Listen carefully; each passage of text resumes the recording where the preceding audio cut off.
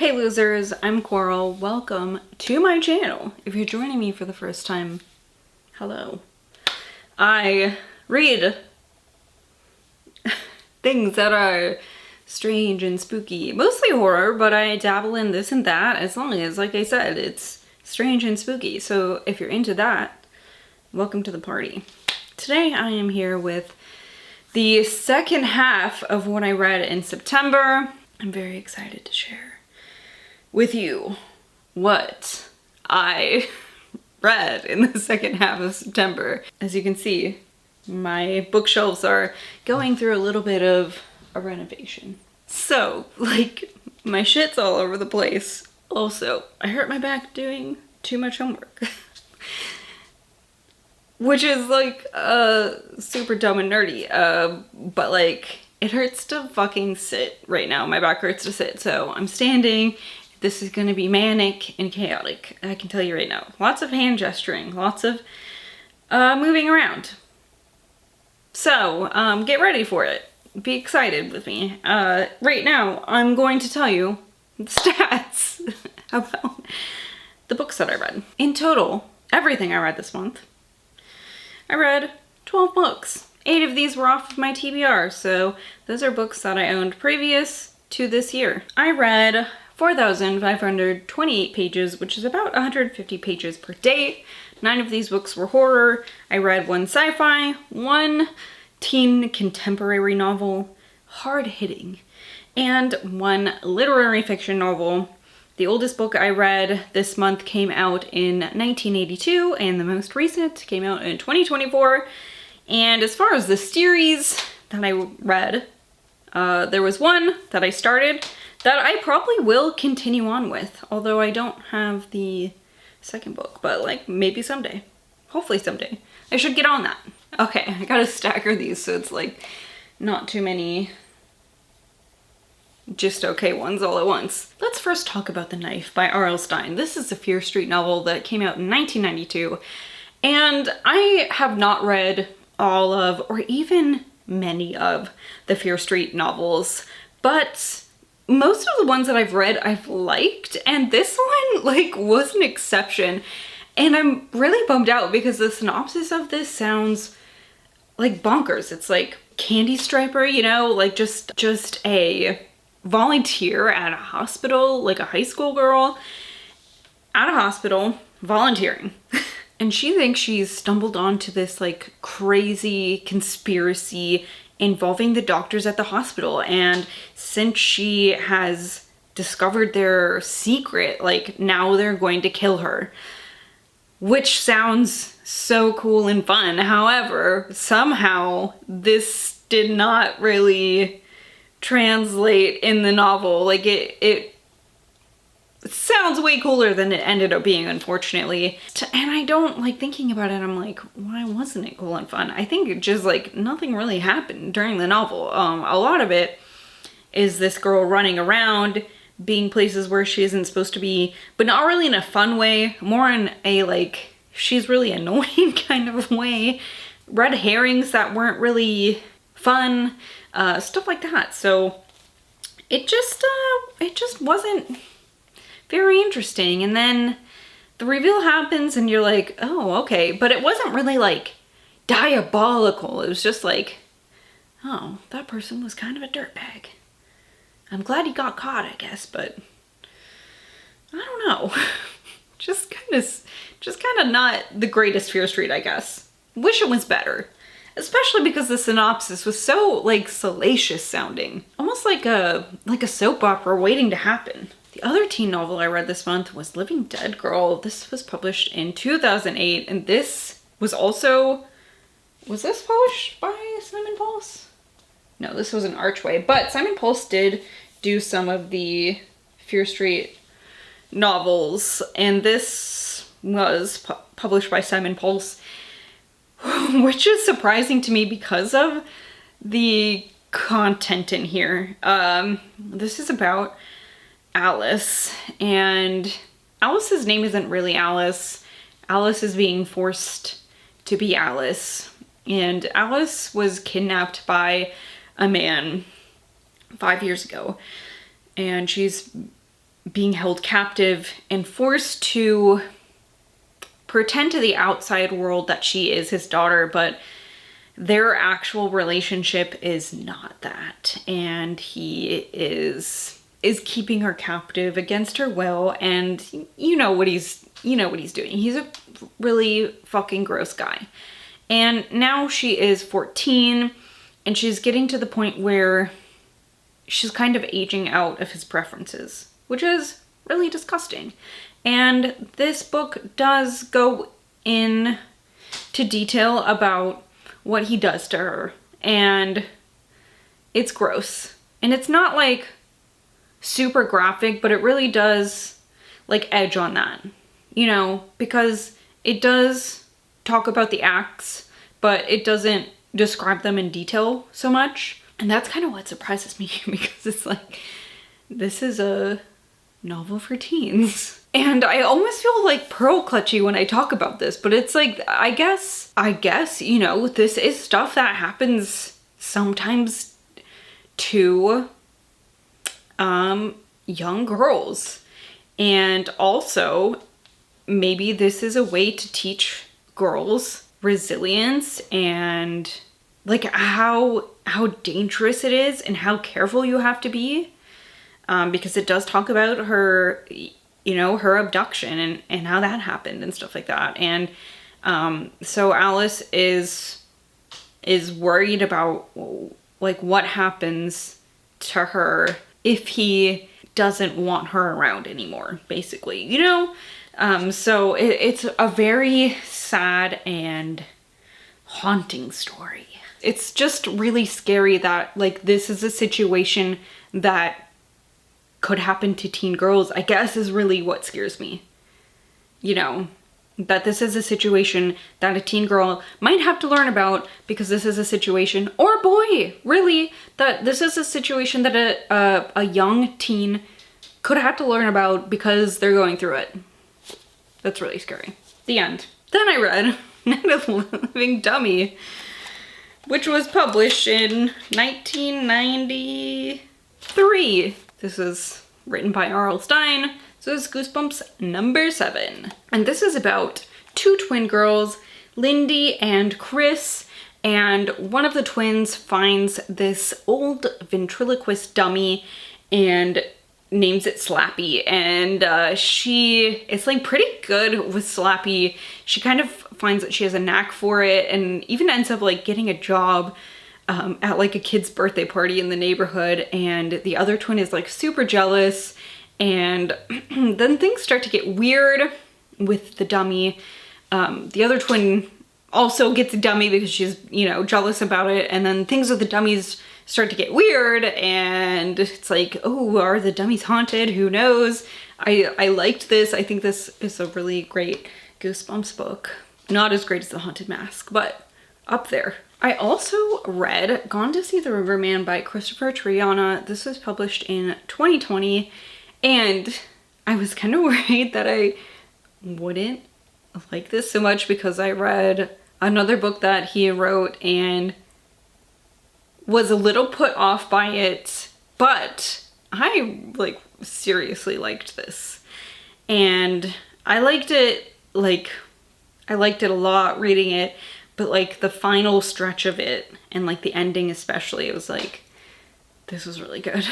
So this is about a woman named Lori, and she is the caretaker for her sister, Abby. Lori also has cultivated this relationship with a man who is in prison for killing many women very brutally, like really gross and brutally. Not somebody anyone should want to have a relationship with. And obviously, Lori has some fucking issues.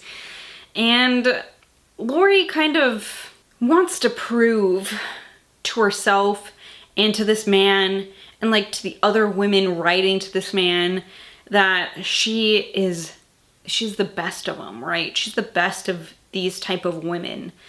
And he sends her kind of on this mission to retrieve a key in a shack in the like fucking woods. And she's to retrieve this key and bring it to somebody called the Riverman. And if she does this, she knows that she'll have like his undying love, I guess. His undying, like, stone-hearted love. If somebody like that can fucking love. And so she does it. And she brings her sister, who has brain damage, with her, which is like, ugh, why would you do that? Like, her sister cannot make this decision for herself. And so Lori is obviously not a good person. She is a person making bad decisions, like, right off the bat. And you know, get the feeling that Lori has probably made a lifetime of bad decisions leading up to this too. And oh, this is a book where there's just like, there's really a lot that happens in such a short amount of time.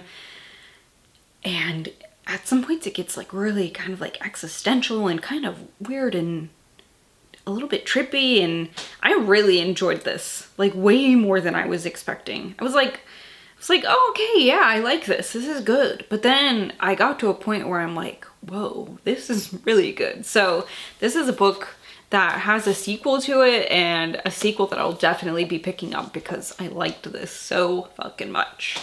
Then I also read Wild Spaces by S.L. Coney. This is a story about a boy and his dog, and his grandfather, and his mother and his father. This boy, he remains nameless. Everyone in this story is nameless except for the dog, which is kind of funny.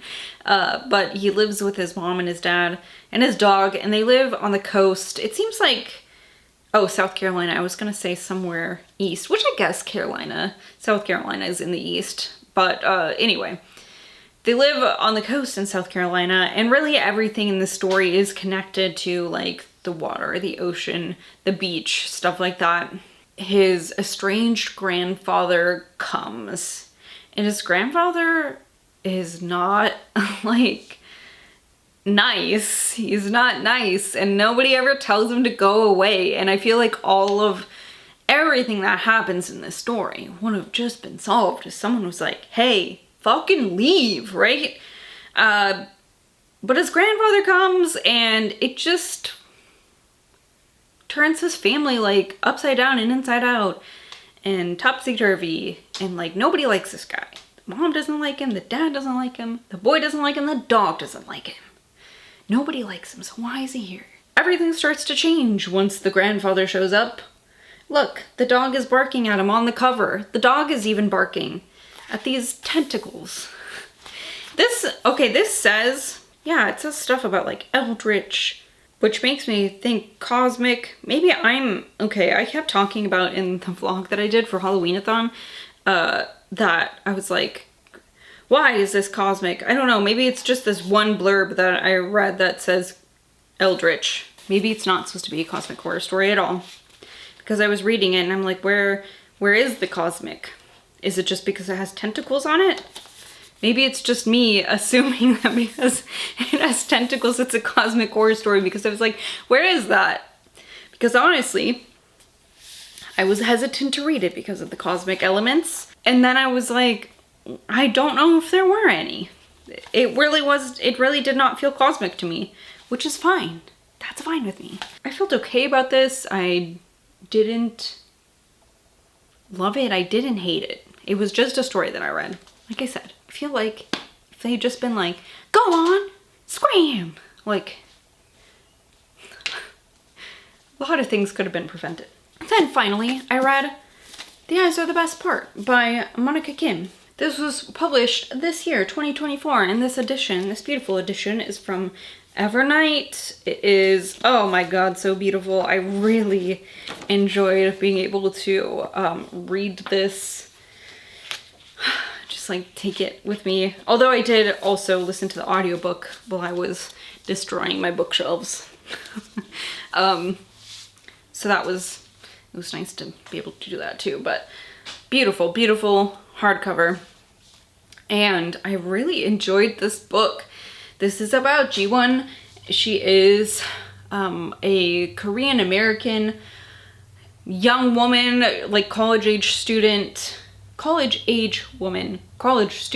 also, in America, but her parents are Korean immigrants, so she's like a first generation Korean American. Her and her sister live with her mom, and her father has recently left after disclosing that, oh, I've been having an affair, and he just like leaves his family and really like never sees them for the rest of the story after saying, I'm leaving because I found another woman. And this really destroys Ji-won's mother. Like this whole story is about like the men in Ji-won's life just being like losers and letting her down and just being fucking creepy weirdos. And her mom ends up meeting this white man who is like one of those weirdos who really fetishizes Asian women. And her mom is so desperate for like a relationship that either she doesn't notice this or she notices it but does not care because she's so desperate, like I said, to be in a relationship. And it all culminates into Ji-won being like maybe a little bit murderous. And she's stressed out from college. She's having trouble meeting friends. She's doing things that are self-destructive, and it's just like the perfect weird girls losing it kind of story. And I really, really enjoyed it. Like, oh, I just felt like just the ending was so good, and you're like, oh, okay. You know what? That makes sense. And then, you know, oh God, it was just so good. I really enjoyed it. These wonderful blue eyeballs, because only blue will do. I thought this was excellently written, and I can't wait to read more from this author. I can't believe that. I believe this was a debut.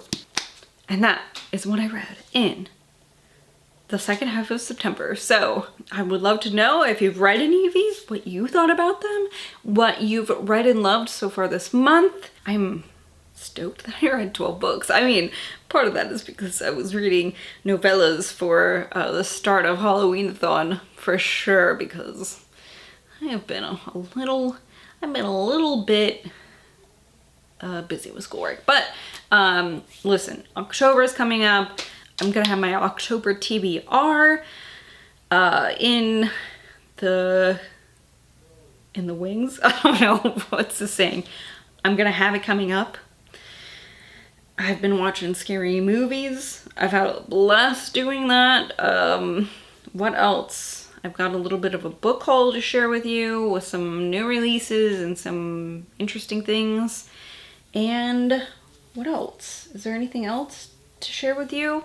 Check out my link tree if you want links to my social media, my Pango bookshop. There's stuff in there from my unhaul. I'm still in the process of listing things. You know what? As I am doing this, more things are going up, actually. And I don't know. There's shit on there, so check that out. Otherwise, I will see you later. Goodbye.